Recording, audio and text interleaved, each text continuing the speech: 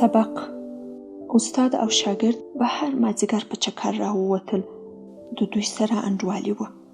یو مازدیګر چې د یوې کروندې څنګ ته تېرېدل، د سړک پر غاړه یې یوه جوړه زاړه بوټونه ولیدل.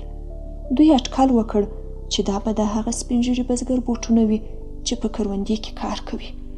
شاګرد وویل: ماښام را نږدې دی، بزګر به کار بسوي، راځه یوه ټوکه ورباندې وکړو. بوټونه به یې د یو څو شېبو لپاره ځینې واخلو، پخپله به د درختې شاته نیام سو، سیل به یې وکړو چې دی څه کوي، څونه وارخطا کېږي.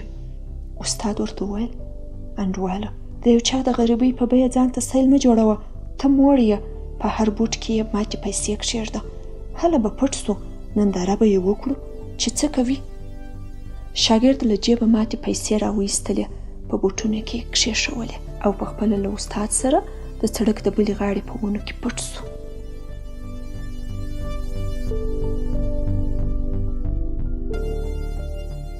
شېبه نیمه پس بزګر کار بس کړ، په بوټونو پسې راغی چې دا یو بوټ یې په پښه کاوه، شرنګهار یې واورېد. که ګوري پیسې دي، حیران پاتې سو. پیسې یې په لاسونو کې واړولې راواړولې، شاوخوا یې وکتل، هېڅوک ورښکاره نه سول. پیسې یې په جیب کې کښېښولې او چې دویم بوټ یې په پښه کاوه، بیا یې پیسې وموندلې. حیراني یې یو په دوه سوه.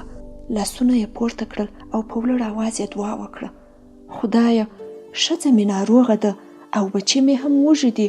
زه ورته ډېر اندېښمن وم، خو تا راسره مرسته وکړه. زما له وږو دې لوی بار واخیست. ډېر ډېر شکر.